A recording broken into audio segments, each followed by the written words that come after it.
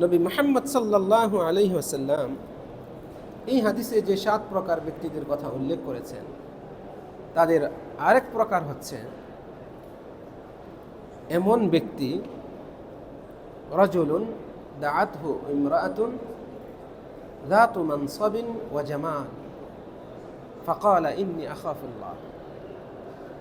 এমন ব্যক্তি যাকে উচ্চ বংশীয়া সম্ভ্রান্ত বংশের এবং সুন্দরী নারী আহ্বান করে, ডাকে অবৈধ কাজে লিপ্ত হতে, আর সে বলে ইন্নী আখাফুল্লাহ, আমি আল্লাহকে ভয় করি, আমার আল্লাহর ভয় আল্লাহর ডর আছে, আমি তোমার সাথে এই নোংরা কাজে জড়িত হতে পারবো না।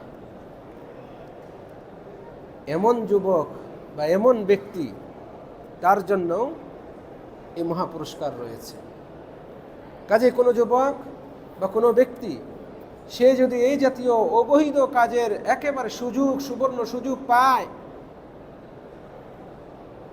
আর তা সত্ত্বেও সে আল্লাহর ভয়ে ওই নোংরা কাজে, অশ্লীল কাজে, বেহায়াপনায় জড়িত না হয়, রব্বুল আলামিন তার জন্য এই মহাপুরস্কার রেখেছেন। কেন এই মহাপুরস্কার? নিজের চরিত্রকে রক্ষা করা, নিষ্কলুষ রাখা, নিজেকে সংযম রাখা, এটা একজন ব্যক্তির ভদ্রতা এবং তার সৌজন্যতা এবং তার সৎ চরিত্রতা, তার উত্তম নৈতিকতার মূল ভিত্তি হচ্ছে এটা, এই সংযমতা। নিজেকে সংযম রাখতে পারা অন্যায় অশ্লীল থেকে, এর মূল ভিত্তি হচ্ছে এটা। এবং এই ইফফত বা সংযমতা, নিষ্কলুষতা, চারিত্রিক পবিত্রতা রক্ষা করার মূল মন্ত্র বা চাবিকাঠি হচ্ছে নিজের চক্ষুদ্বয়কে হেফাজত করা। আবারও বলছি, চারিত্রিক যে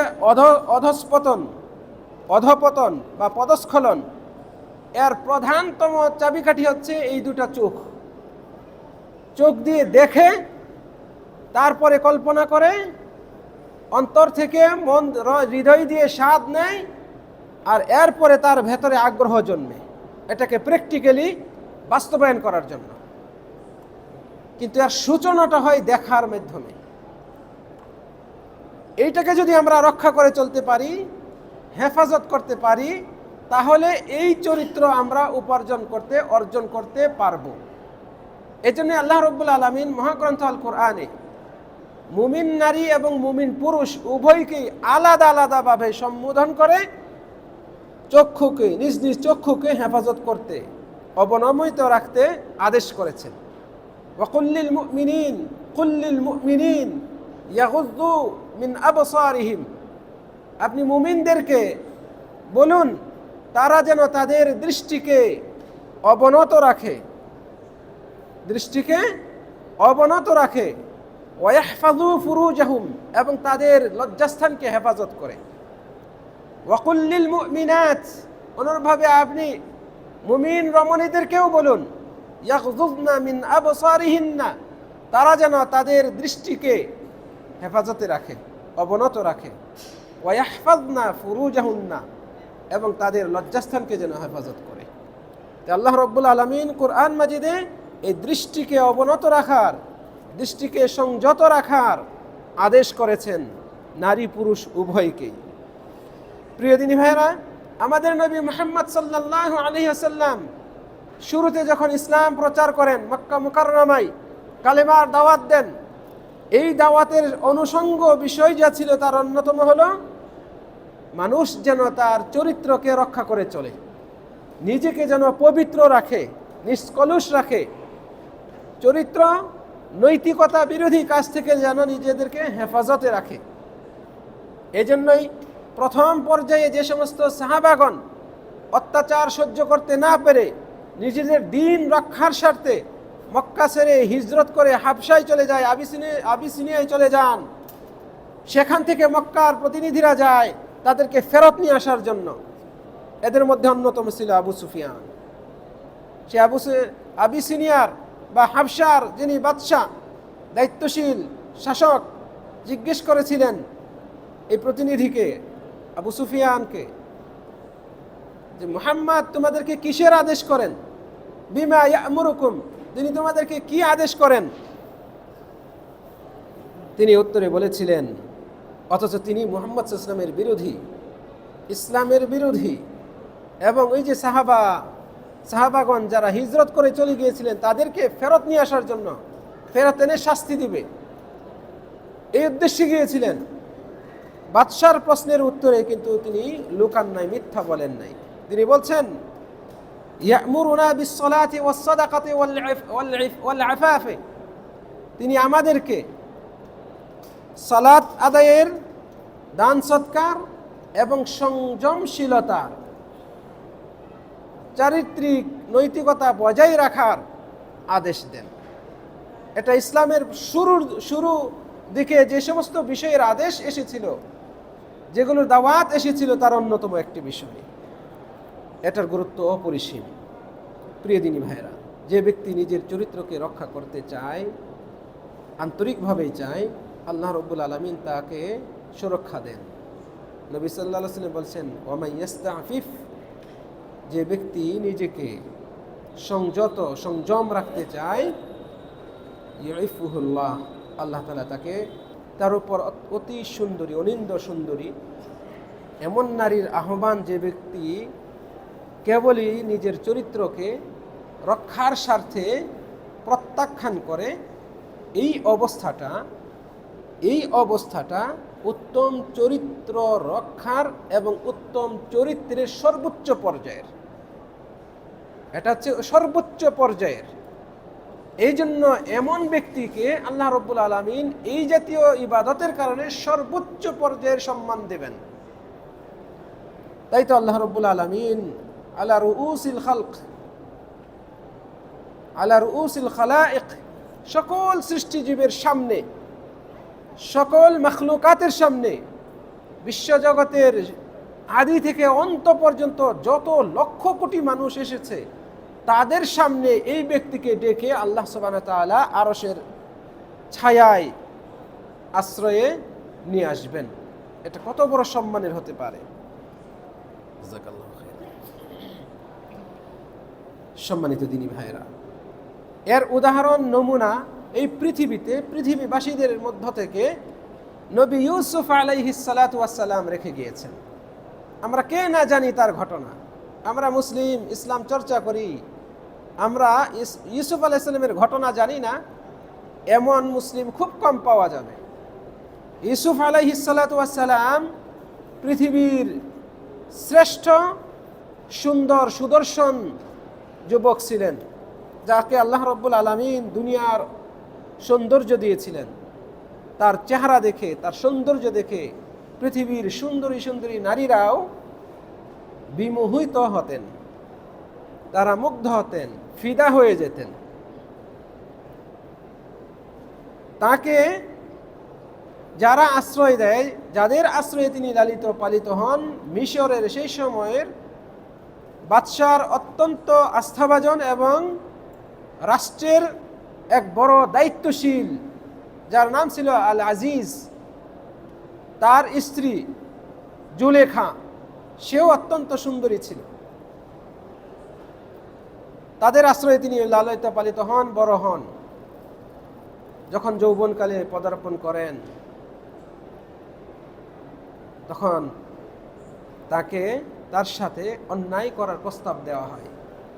তাও এমন এক পরিবেশ তৈরি করে, এক ঘরে, কুঠুরির ভেতরে, যেখানে অন্য কোনো মানুষ নেই, দরজা আটকে দেওয়া হয় এবং চূড়ান্তভাবে সিকিউরিটি বসানো হয়, যাতে করে এই খবর অন্য কারো কাছে না পৌঁছে এবং ইউসুফ আলাইহিস সালামও যেন এখান থেকে পলায়ন করতে না পারে। এমন ব্যবস্থা নিয়ে তার সাথে অন্যায় করার প্রস্তাব দেওয়া হয়।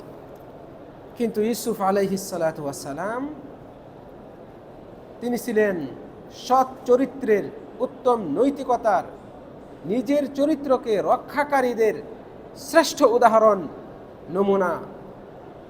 তিনি বললেন, মাআযাল্লাহ, আমি আল্লাহর কাছে আশ্রয় চাই, এই নোংরা কাজ থেকে আমি আল্লাহর কাছে আশ্রয় চাই। তিনি আল্লাহর উপর ভরসা করে দৌড় দিলেন, দরজা বন্ধ, তবুও তিনি দৌড় দিলেন, অন্তত এই নারীর স্পর্শ থেকে যেন বাঁচতে পারি। আল্লাহর উপর ভরসা করে মাআদাল্লাহ বলে তিনি দৌড় দিলেন। অলৌকিকভাবে আল্লাহ রব্বুল আলামিন তার বিশেষ কুদরতে তাকে সেই পরিস্থিতি থেকে উদ্ধার করেন। এক এক করে দরজাগুলো খুলে যায়, দরজার কপাটগুলো খুলে যায়। এই ঘটনা মহাগ্রন্থ আল কোরআনে আল্লাহ রব্বুল আলামিন উল্লেখ করেছেন। এই ঘটনা আহসানুল কসাসের অন্তর্ভুক্ত। আল্লাহ রব্বুল আলামিন সর্বোত্তম কিস্সা বলে আখ্যায়িত করেছেন ইউসুফ আলাইহিস সালামের কিস্সাকে। তার জীবনী পড়ুন, অনেক শিক্ষণীয় বিষয় রয়েছে এতে। এই জন্যই তো আল্লাহ রব্বুল আলামিন নবী ইউসুফ আলাইহিস সালাতু ওয়াস সালামকে এত বিশাল সম্মান দিয়েছেন।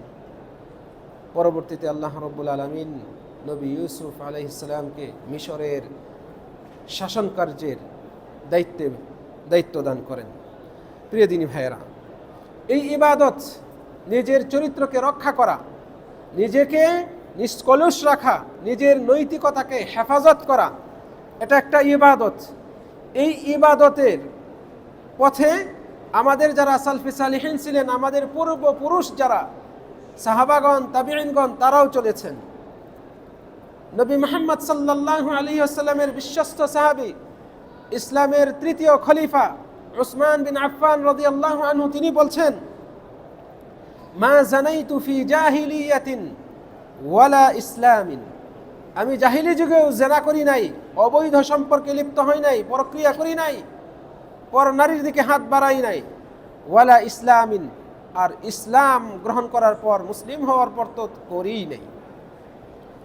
তারাকতুহু ফিল জাহিলিয়াতি তাকাররুহান, জাহিলি যুগে মানে ইসলামের আগে জাহিলি যুগে আমি এই কাজকে পরিহার করেছি, এটাকে ঘৃণা করতাম বলে, এটাকে নোংরা মনে করতাম, এটা অপছন্দনীয় মনে করতাম, এটা ন্যাক্কারজনক, এটা অশ্লীল, এটা খারাপ, এই ধারণা ছিল। এই জন্য আমি এটাকে অপছন্দ করে এই কাজে জড়িত হইনি। ওয়াফিল ইসলামে, আর ইসলাম গ্রহণ করার পর তাআফফুফান, নিজেকে সংযত পবিত্র রাখার উদ্দেশ্যে আমি এই কাজ করি নাই। আল্লাহ আকবার। তারা হচ্ছেন আমাদের উদাহরণ। সুফিয়ান সাউরি রাহিমাহুল্লাহ তিনি বলছেন, আউয়ালু মা নাবদাউ বিহি ফি ইয়াউমিনা ইফফাতু আবসারিনা। সুফিয়ান সাউরি রাহিমাহুল্লাহ তিনি বলছেন, আমরা আমাদের দিনটা শুরুই করব এটা দিয়ে যে আমরা আমাদের চোখটাকে আগে সংযত রাখব। এই কথাটা স্বর্ণাক্ষরে লিখে রাখার মতো কথা। আমাদের দিনটা যেন শুরু হয় চক্ষুকে নিবারণ করা, চক্ষুকে অবনমিত করা, চক্ষুকে হেফাজত করার মাধ্যমে। আল্লাহু আকবার। সত্য কথা বলতে দ্বিধা কেন করব? আমরা রাতে ঘুমাই, ঘুমানোর আগে, চোখ দুটা বোঝার আগে আমরা আগে মোবাইলে নানান কিছু দেখি। আল্লাহ আমাদেরকে হেফাজত করুন। ঘুম থেকে উঠে সর্বপ্রথম মোবাইলটা হাতে আসে, ফেসবুকে ঢুকি, ইনস্টাগ্রামে ঢুকি, টুইটারে ঢুকি, ইউটিউবে ঢুকি, কিছুক্ষণ ওই বিছানাতে শুয়ে শুয়ে আগে মোবাইলটা দেখি। আমাদের দৃষ্টিকে হেফাজত করতে হবে। আমাদের এই জেনারেশন এই দিকেই আগাচ্ছে, আমাদেরকে সতর্ক হতে হবে। আমাদের ছেলে মেয়েদেরকে সতর্ক রাখতে হবে, তাদেরকে সচেতন করতে হবে। অতি সহজে তাদের হাতে মোবাইল দিবেন না, অতি সহজে তাদের হাতে মোবাইলে ইন্টারনেটের কানেকশন দেবেন না। কারণ এই যে বস্তুটি দুনিয়ার এই বর্তমানে একজন ব্যক্তি, সে যে পর্যায়ে হোক না কেন, ফিতনার পড়ার সবচেয়ে বড় হাতিয়ার হচ্ছে এটা, এই মোবাইল। ফিতনায় পড়ার সবচেয়ে বড় হাতিয়ার হচ্ছে এটা, মোবাইল। ব্যক্তি নামাজ পড়ে, কোরআন তেলাওয়াত করে, জিকির আজকার করে, মসজিদে যায়, বড়দের সম্মান করে, পিতামাতার খেদমত করে, তবুও সে মোবাইলে অন্যায়ে জড়িত হওয়ার সম্ভাবনাই থাকে। কারণ শয়তান এমন কোনো পথ নেই, এমন কোনো সূত্র নেই বান্দাকে, আল্লাহর প্রিয় বান্দাকে, আমলদার বান্দাকে বিভ্রান্ত করতে চায় না এই পথগুলো অবলম্বন করে। এজন্য শয়তান সকল ফাঁকফুকর তার জানা রয়েছে, আর ওভাবেই সে চেষ্টা করে। আপনার ঈমান যত মজবুত, আপনার ঈমানকে দুর্বল করার জন্য শয়তান তত শক্তিশালী পন্থা নিয়ে আপনার সামনে উপস্থিত হবে। আর মজবুত ঈমানদারদেরকে ধ্বংস করার জন্য, তাদের আমল ও ঈমানকে বিনষ্ট করার জন্য, দুর্বল করার জন্য শয়তানের বড় অস্ত্র হচ্ছে বিদআতে লিপ্ত করা, কুসংস্কারে লিপ্ত করা, যেটাকে এই ব্যক্তি ইবাদত মনে করে পালন করে, দিনের একটা অংশ মনে করে পালন করে। এর পাশাপাশি চরিত্রে আঘাত হানার চেষ্টা করে। যখন চরিত্রে কালিমা লেপন হবে, ব্যক্তির হৃদয়টা দুর্বল হয়ে যায়, ব্যক্তির অন্তরটা মরে যায়, তখন সুন্নত পড়তে ভালো লাগে না, নফল রোজা রাখতে ভালো লাগে না, কুরআন তেলাওয়াত করতে ভালো লাগে না। তখন তার যত ভালো কাজে অগ্রসর হবে, সেখানেই সময়ের সংকীর্ণতা অনুভব হবে। সময় নাই, তাড়াহুড়ো, এই ভাব চলে আসবে। প্রিয় দিনী ভাইয়েরা, অতএব আমরা সতর্ক হই। আমাদেরকে অবশ্যই সতর্ক হতে হবে। আমরা আগে নিজেরা নিজেদেরকে সংশোধন করি, আমাদের পরিবারকে সংশোধন করি, আমাদের আত্মীয় স্বজনকে সংশোধন করি, অধীনস্থদেরকে সংশোধন করি। আমরা সাধ্যমতো মুসলমানদেরকে সংশোধন করার চেষ্টা করি।